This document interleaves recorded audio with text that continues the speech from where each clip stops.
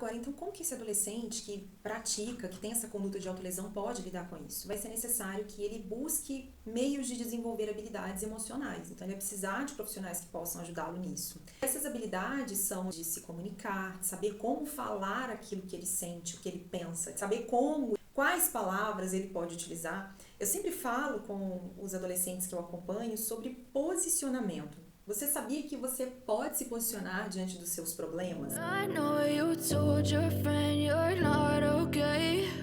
And tell me what's wrong and why you never said you. O que seria isso de saber se posicionar? É entender que os problemas, as tempestades, elas fazem sim parte da vida. Felt that way.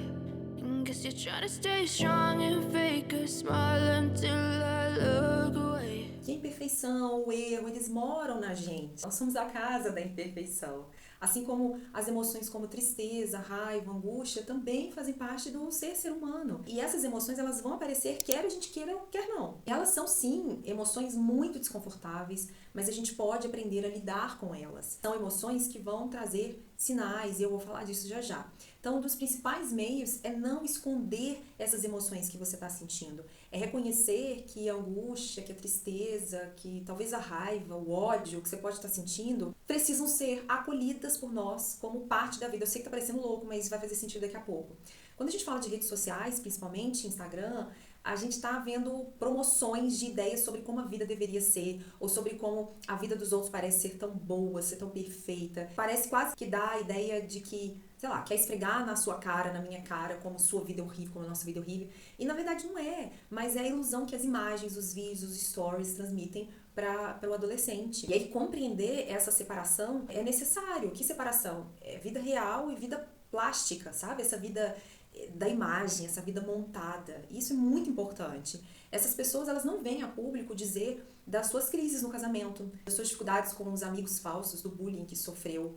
Alguns, com raras exceções, vão trazer essa vivência. Elas não vão falar das derrotas financeiras, das falências, dos fracassos, das brigas com a mãe, com a família, do coração partido após um rompimento ou depois de ser desprezado por alguém. E por que as pessoas não querem falar sobre isso? Porque elas temem julgamento, crítica, elas temem desprezo e todo mundo quer ser amado, quer ser aplaudido. Então, ter as suas emoções e a sua racionalidade no lugar. Emoções e racionalidade são coisas que a gente não separa, tá? Mas ter isso em equilíbrio ajuda a separar a vida real da vida virtual. Ajuda a gente a ter estabilidade emocional para separar. Então, olha as habilidades que você pode desenvolver. Ao olhar para algo da sua vida que te incomoda, você pode aprender a ver isso como algo natural e não como a terceira guerra mundial. Aprender a construir falas. Você sabia que é possível isso? Padronizar algumas falas e comportamentos diante do que te chateia, do que te machuca, diante daquilo que te enche a paciência. Você pode aprender a agir diante do professor que você não gosta, de quem você não gosta, ou frente ao colega que fala mal de você, diante da matéria que você não sabe muito bem, que você detesta. Você pode saber como agir, saber desenvolver um comportamento diante da separação dos pais que aconteceu, que bateu sua porta, que chegou para você. Você, quando desenvolve habilidades, aprende a como agir diante da tendência do ser humano de se vitimizar na vida, sabe? Eu sou tão coitadinho de mim. Diante do corpo físico que você não tem e que tá tudo bem. Diante do beijo na boca que alguém não quis dar em você ou não quer dar em você. Diante do bebê, que é boca virgem, tá?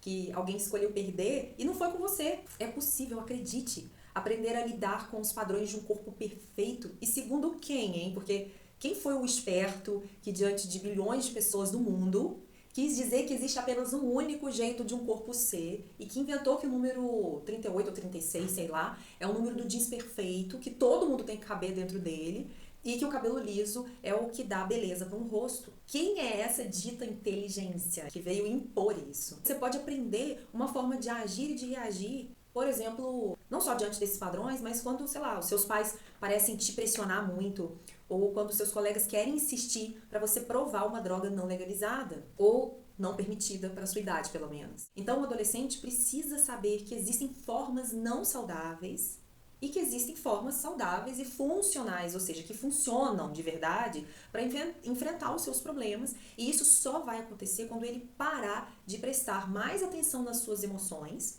entender como cada uma delas é apenas um sinal para o cérebro. Você não é aquilo que você está sentindo. As nossas emoções são como semáforos e as placas de trânsito. Elas não sinalizam lá para o motorista o que ele precisa fazer, ou o que ele pode, o que é permitido ou não. O cérebro é tão fantástico que ele dá sinais de passos seguintes que a gente precisa tomar quando a gente de fato, nossa, meu cérebro funciona assim, ele tá me dizendo isso. Você conhece a si mesmo? Você sabia que seu cérebro é como se fosse a sua bola de cristal? Antes de um evento acontecer, ele vai disparar sinais pra você que vem como, cuidado, recua, vaza, fi, hora de dar tchau, hein, ó, dá linha na pipa. Isso aí, ó, vai dar muito ruim. Ou, outro lado, que seja mais natural e mais gostoso da gente experimentar. Essa alegria que você tá sentindo aí, sorri aí, mano, se joga. Olha isso, aproveita. São tantas dicas e caminhos que o seu cérebro pode estar traçando pra você que vai parecer até inacreditável, eu sei. Isso vai acontecer mesmo que você viva num péssimo ambiente familiar, viu? Saiba disso, mesmo que seu ambiente seja super disfuncional, as pessoas vivam gritando umas com as outras, ou que você tenha um perigo acontecendo dentro da sua casa. Infelizmente, as pessoas que deveriam te proteger não são as que te protegem. Então, como um adolescente lida com isso tudo? Aprendendo a prestar atenção em si mesmo e a construir espécies de protocolos, cartilhazinhas, manuais de segurança para si mesmo. Ele precisa saber, acima de tudo, pense nisso, reflita sobre isso. A autolesão não é um caminho saudável.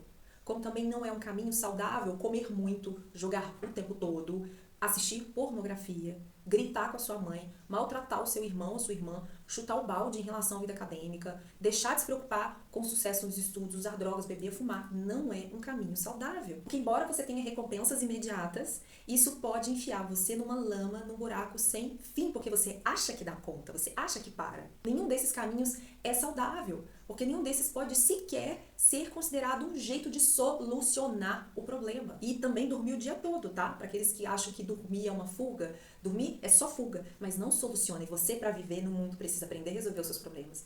Se você é pai também, se você é mãe, ou trabalha com adolescente e está aqui me ouvindo, busque meios de fortalecer o convívio familiar, de incentivar o desenvolvimento saudável de uma família. Os adolescentes que experimentam alto suporte parental, ou seja, o suporte dos pais, suporte familiar, eles têm chances reduzidíssimas de desenvolver tanto um humor deprimido quanto a autolesão. Que tratamento existe para a autolesão? E aí eu vou chegando na parte mais interessante para as pessoas, para as mães principalmente, que querem ajudar os seus filhos, para amigos que querem ajudar os seus filhos. Mas como tratamento, tá? Como algo constante, terapia. E aí eu já falei, tá, que terapia não é coisa de gente maluca. Existem diferentes tipos de terapia e uma pessoa com o diagnóstico de autolesão, ela precisa buscar a abordagem mais correta para esse tratamento. Fazer uma análise talvez possa não ser tão bom para ela, né, tratar com um psicanalista. Na avaliação de terapias para automutilação, um estudo realizado nos Estados Unidos apresentou resultados de um programa de terapia comportamental, para trabalhar o comportamento como aquele programa assim, mais eficaz para esses casos de autolesão.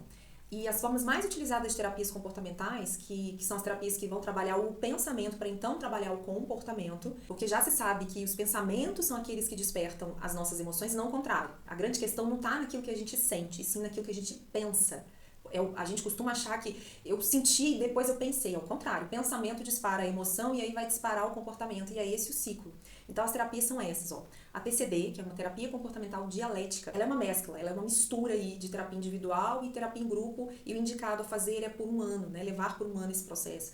E nessa terapia, o foco é identificar quais são os pensamentos por trás da tentativa desse adolescente de fazer isso. Quer encontrar, então, quais são os padrões positivos que esse adolescente pode colocar. Tem como objetivo encontrar formas mais adequadas de responder ao estresse. Apareceu o estresse, apareceram os gatilhos, quais são as formas adequadas.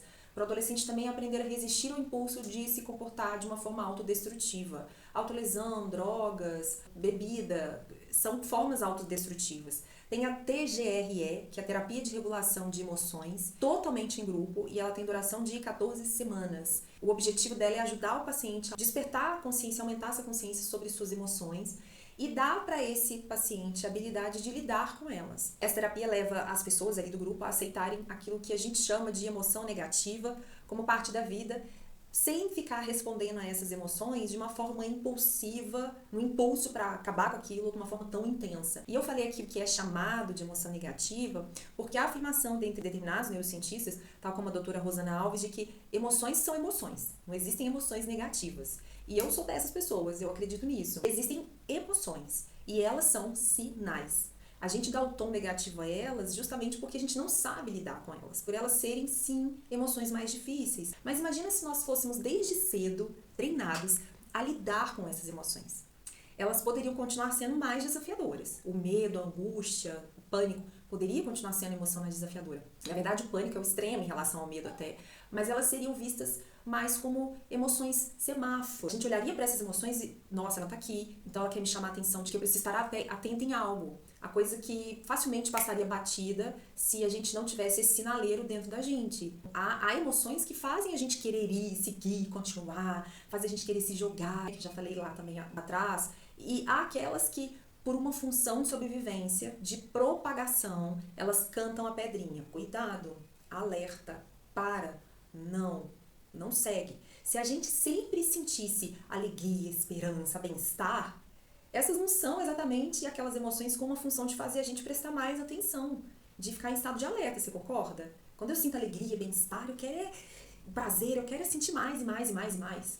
Ao contrário do ciúme, ao contrário da culpa, ao contrário da inveja. E além de terapia, um outro ponto a ser levado em consideração, segundo o ponto de vista dos próprios adolescentes, é a manutenção de relacionamentos com pelo menos um amigo próximo ou online para ajudar aqueles que praticam a autolesão.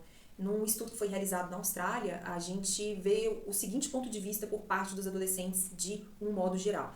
Então, isso significa que são opiniões vindas de uma amostra de adolescentes, de um grupo de adolescentes, falando amostra por causa do estudo, né? De um grupo de adolescentes, contendo variadas experiências, não somente daqueles que se lesionam, tá? Que praticam autolesão.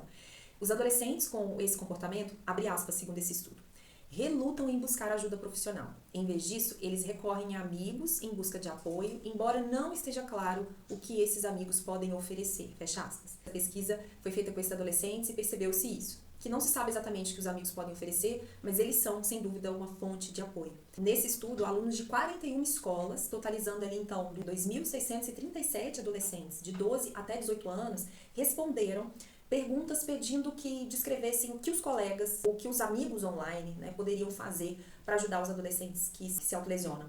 A análise das respostas mostrou algumas estratégias que esses adolescentes pontuaram. E bastante interessante aqui eu quero destacar algo também importante, é que eu sempre falo para as mães que eu atendo. Você quer encontrar soluções para os seus dilemas e para as suas dificuldades em casa?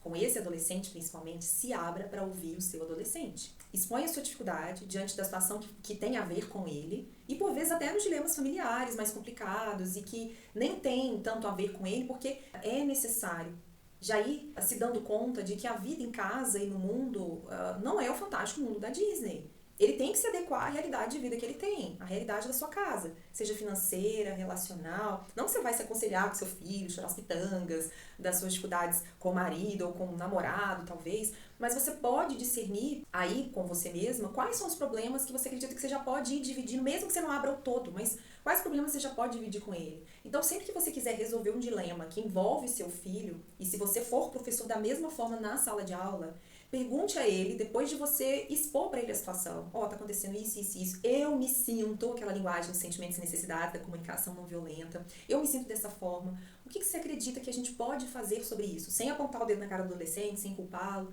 Você pode dizer, essa situação não pode ficar assim, por isso. Como eu e você vamos encontrar a solução? Que combinados a gente pode fazer, ou a gente vai fazer a partir da nossa conversa? E o que você também pensa sobre isso? Então, você vai falar sobre os seus valores ali com ele, sobre os seus sentimentos. Você vai escutar os sentimentos dele e você vai envolvê-lo naquela problematização para encontrar a solução.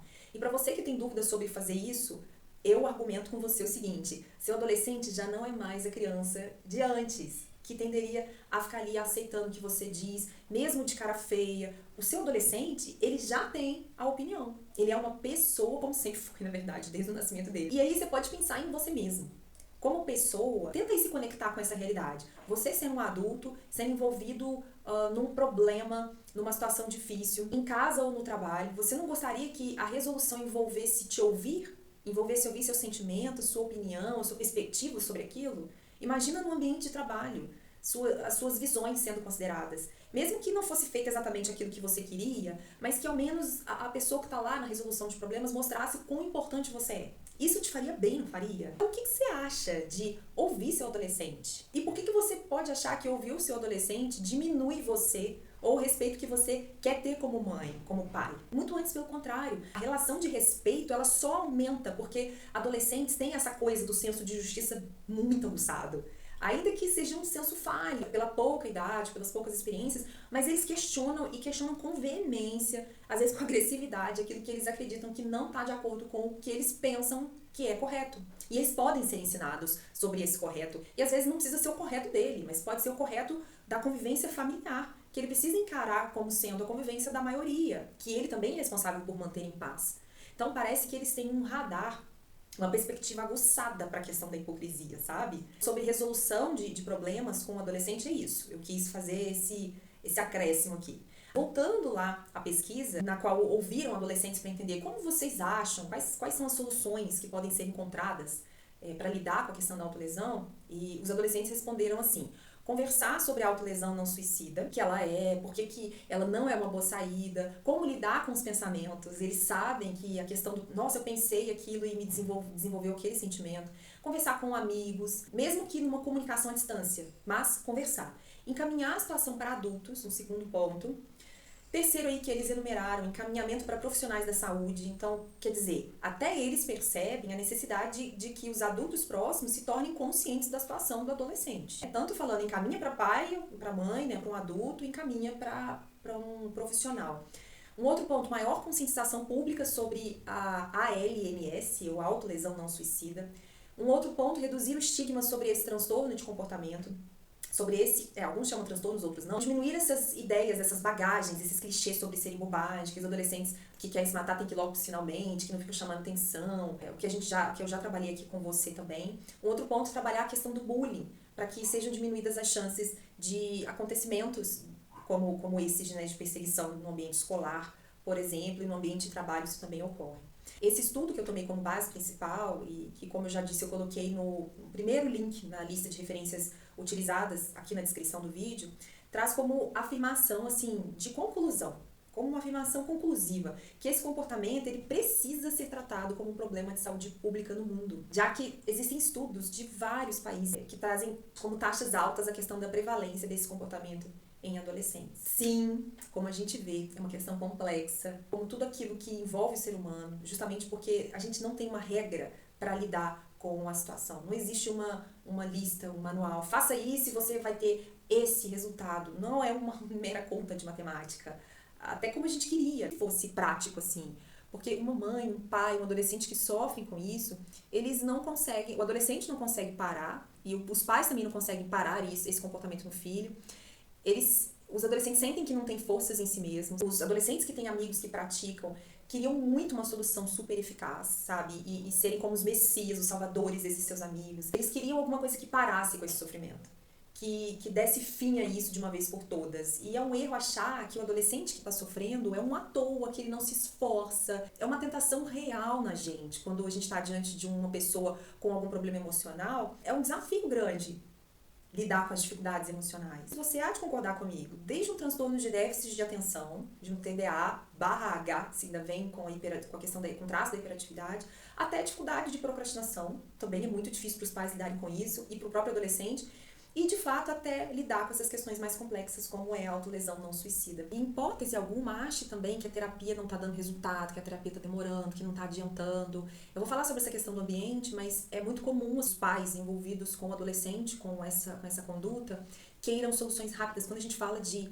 seres humanos, nós precisamos pensar a partir da perspectiva do processo. A gente não pode pensar em resolver um problema, em consertar alguém. Nós não consertamos pessoas, nós consertamos coisas. E a terapia, ela é processual. A nossa ansiedade faz com que a gente queira enxergar um processo terapêutico como uma solução que tem que funcionar para ontem, que tem que me dar resultados imediatos, e não é assim que funciona.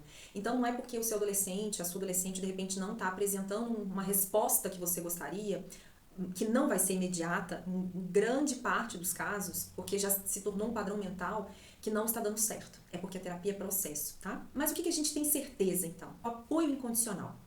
Estar por perto, principalmente a família, é fator de cura. Não de conserto, mas de cura.